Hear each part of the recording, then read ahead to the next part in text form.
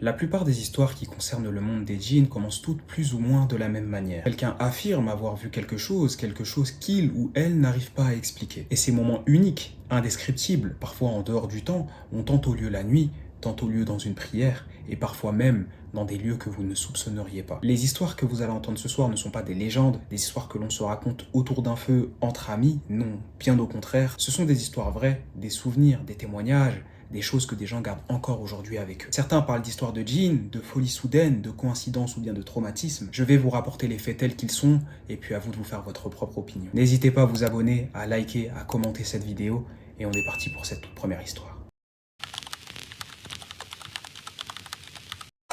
Dans cette première histoire, nous n'avons pas le nom du principal concerné, j'ai donc décidé de le renommer Ilyes. Ilyes était encore écolier au moment des faits, il était même assez jeune. Nous n'avons pas réellement d'informations au sujet d'Ilyes, si ce n'est qu'il parle bien l'anglais. On peut en déduire donc qu'il est issu d'un pays anglophone où l'islam est répandu. Également, il était encore étudiant à cette période, car c'est à l'école qu'il va faire une rencontre assez troublante. Dans ma classe, il y avait un garçon que tout le monde connaissait assez vaguement. Pas parce qu'il était populaire, pas parce qu'il avait du succès, mais parce qu'il était assez proche. Même trop proche, car son passe-temps favori consistait à toucher les gens, et ceci sans arrêt. Il tirait les bras des uns, il se collait aux autres en disant que c'était pour rigoler et qu'il voulait juste se faire des amis. Ilyes nous raconte que le comportement de cet élève dont nous n'avons même pas le nom lui tapait vraiment sur les nerfs. Je pense qu'on le comprend tous plus ou moins quand t'as une personne que tu connais plutôt bien qui est tactile, parfois voilà, c'est assez irritant, alors une personne que tu n'aimes pas et que tu ne connais pas. J'y pense, je ne l'ai pas précisé, mais Ilyes est musulman ainsi que cet élève dont nous n'avons pas le nom. Je suis musulman et j'ai cru comprendre que lui aussi. Un jour, pendant une pause alors qu'il était proche de moi, il a sorti son téléphone et il m'a montré une vidéo. Une vidéo où, selon lui, car à l'époque je n'y croyais pas,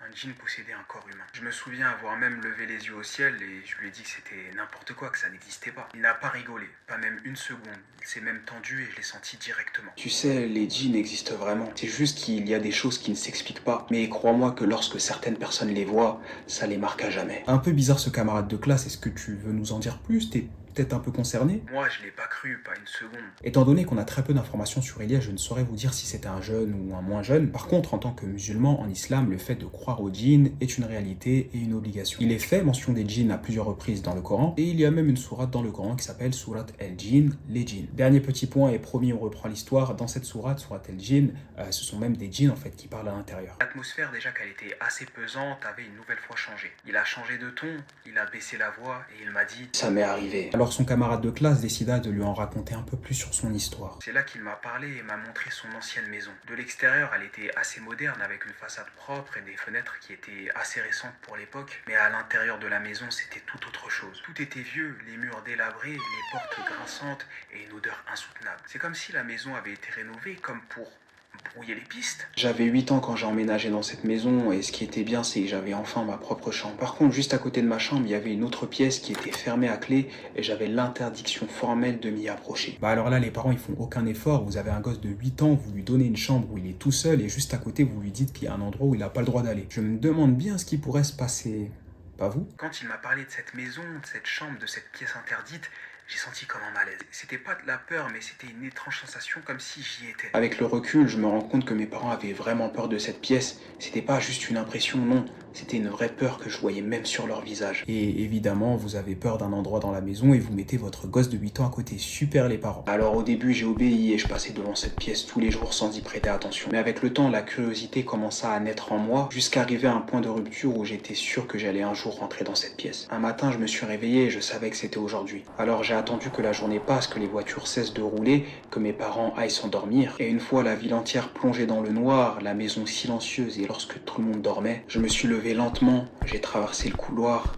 Et une fois arrivé devant cette porte, j'ai attendu. Est-ce que c'est vraiment une bonne idée de le faire? Alors j'ai posé la main sur la poignée. Je pouvais encore faire machine arrière, en réalité j'avais rien fait de mal. Mais non, j'ai arrêté de me poser des questions, j'ai poussé la poignée, ouvert la porte et je suis rentré. Et à l'intérieur, dans le noir, la pénombre, j'ai vu un corps. Un cadavre suspendu au plafond par une corde. Le corps était immobile, raide. En dessous du corps, on y voyait un tapis sombre, imbibé de sang séché. Et si ça ne s'arrêtait qu'à ça, je ne serais pas là aujourd'hui à te raconter mon histoire. Et j'ai vu à proximité de ce corps inerte ce qui s'apparentait à une silhouette. Une ombre qu'on ne pourrait identifier avec des yeux blancs, brillants dans l'obscurité et une peau pâle, presque malade. Alors faudrait peut-être avoir un instinct de survie, fermer la porte, courir très loin très vite. Le corps de la créature était elle tournée vers le cadavre, mais chose improbable, impossible, sa tête était tournée vers moi. Déjà que l'histoire est assez dérangeante, alors regardez ce que Ilyes nous dit à son sujet. C'est vrai que l'histoire est assez dérangeante, mais moi il y a une chose qui m'a marqué lorsqu'il me l'a raconté. Il m'a raconté toute cette histoire entièrement sans même cligner une fois des yeux. Et j'avais pas vraiment l'impression d'être juste face à une personne qui me raconte une histoire, non, mais plutôt l'impression d'être face à une personne qui vivait ce qu'elle disait. Dès que j'ai vu cette silhouette me fixer, j'ai claqué la porte et j'ai hurlé de toutes mes forces. Un cri si fort qui, paraît-on, aurait même réveillé les voisins. Mes parents sont arrivés en courant et ils m'ont retrouvé recroquevillé sur moi-même, en tremblant et en pleurs. Après de nombreux signalements du voisinage vis-à-vis des cris qui ont retenti,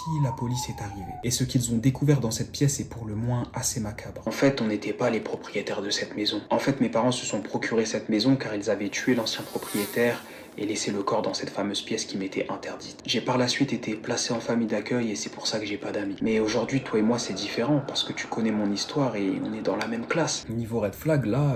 Après qu'il m'a raconté son histoire, je croyais toujours pas vraiment au djinn pour être honnête. Mais je l'ai remarqué, c'est vrai que parfois quand il me fixe un petit peu trop longtemps, sans rien dire, je me demande si c'est réellement possible qu'il ait tout inventé.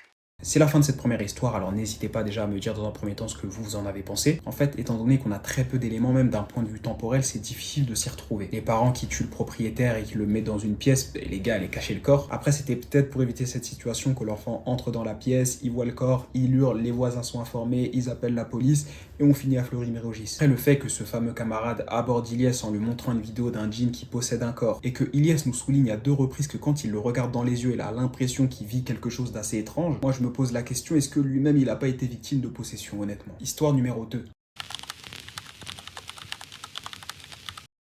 Une nouvelle fois dans cette histoire, nous n'avons pas le nom du principal concerné, mais ceci n'aura pas une grande importance. Car justement, il nous raconte l'histoire d'un membre de sa famille dont enfin nous avons le nom. Enfin. Dans ma famille, il y avait une tante que l'on appelait tous tante Faouzia. Elle était mariée depuis assez longtemps et c'est vrai qu'elle nous parlait beaucoup du fait qu'elle voulait avoir des enfants. C'était vraiment son vœu le plus cher, le fait d'avoir un enfant. Mais malheureusement, elle n'arrivait pas à tomber enceinte. La description que l'on a de tante Faouzia était qu'elle était une femme assez pieuse. Elle faisait ses 5 prières par jour, toujours à l'heure, en étant sérieuse. Elle était tellement sérieuse qu'elle avait vraiment la réputation, vous savez, dans votre famille, la personne qui est vraiment, carrée dans la religion. Personne n'aurait jamais douté d'elle. Un jour qui était assez ensoleillé, elle se trouvait dans la maison de ma grand-mère. Et petite particularité dans la maison de ma grand-mère, c'est qu'il y avait vraiment une salle qui était dédiée à la prière. Pour le moment, ça a l'air d'être une famille tout ce qu'il y a de plus normal. Et oui, il faut le dire quand c'est bien aussi. Petit détail, elle est entrée seule dans la salle de prière. Et je me souviens que le temps était long, je me souviens de cette attente, de ce silence assez étrange, et personne n'a eu le réflexe d'aller vérifier dans la salle. Et c'est 2 heures plus tard que les événements ont commencé à prendre une tournure plus ou moins dérangeante. Soudainement, on a entendu des cris en provenance de la salle de prière. Alors tout le monde s'est précipité dans cette salle pour comprendre ce qui s'y déroulait. Et quand on a ouvert la porte, on a vu tante Faouzia qui était au sol, et elle était couverte d'excréments. Il y a un problème dans le script là. Il y en avait vraiment partout, sur elle, sur les murs, même sur les Corans. Et je me souviens de l'odeur, même aujourd'hui, après plusieurs années. Ah bah ça, je te le fais pas dire, vous l'avez laissé 2 heures avec la gastro dans une salle fermée. Ma grand-mère lui a demandé ce qu'elle faisait. Alors tante Faouzia s'est tournée vers nous et d'une voix qui n'était pas la sienne, elle a dit: J'ai mangé Faouzia, j'ai mangé ses enfants. Et je vais tous vous manger. Et je peux vous affirmer à 100% que ce n'était pas la voix de tante Faouzia. Ma grand-mère a verrouillé la pièce de l'extérieur, elle nous a tous attrapés, nous les enfants, et elle nous a ordonné de courir. Et dans cette histoire, on a quelques petites informations d'un point de vue temporel. Premièrement, ce qu'on peut comprendre, en tout cas c'est mon avis, c'est que la voix, l'entité qui parlait à la place de tante Faouzia ne parlait pas de manger littéralement des êtres humains, mais je pense parlait plutôt de les posséder. Et secondement, l'information que je vais vous donner le confirme, parce que la possession de tante Faouzia, qui était bien une possession, a duré environ 5 jours. Toute la ville était au courant de ce qui se passait dans la famille, des gens venaient même nous voir, il y a même un prêtre catholique qui est venu pour tenter d'exorciser. Et pendant tout ce laps de temps, ils ont dû prendre la malheureuse décision d'attacher tante Faouzia. Le 5e jour, on a même fait venir un imam qui provenait du Yémen. Et cet imam a été très clair car il était convaincu que c'était justement de la possession. Il nous a fait une demande assez étrange. Il a demandé à ce qu'on lui amène un poulet blanc, une chèvre blanche, un œuf et de quoi faire un bloc de béton. Il a sacrifié le poulet, la chèvre, il a prié, puis récité et exorcisé. Bon, je tiens à le préciser, pour les musulmans, ce sont des pratiques qui ne sont absolument pas à faire, sacrifier, des trucs bizarres comme ça. Puis une fois son rituel terminé, il nous dit qu'il y avait bel et bien un djinn chez tante Faouzia, mais qu'il a réussi à l'extraire de son corps et qu'il l'a enfermé dans l'œuf qu'il nous avait demandé de ramener. Ensuite, il a placé l'œuf dans le béton et il nous a demandé de le jeter dans le lac Victoria. Et chose assez stupéfiante pour le moins, après cette intervention, il paraît que tante Faouzia est tombée inerte. Le lendemain, tante Faouzia s'est réveillée et elle avait l'air assez normale. C'est une histoire qui a pas mal chamboulé la famille, on s'est posé pas mal de questions. On pense même que c'est une personne qui a fait de la sorcellerie pour nuire à notre famille, mais on s'en est remis petit à petit, le temps et les années sont passés, tante Faouzia a même eu des enfants par la suite. Tout le monde dit que ce n'était qu'une histoire de djinn, que tante Faouzia a peut-être même craqué, qu'elle a tout inventé pour je ne sais quelle raison. Moi je pense sincèrement que l'on voulait nuire à notre famille. Mais ça en réalité je ne pourrais jamais en avoir le cœur net.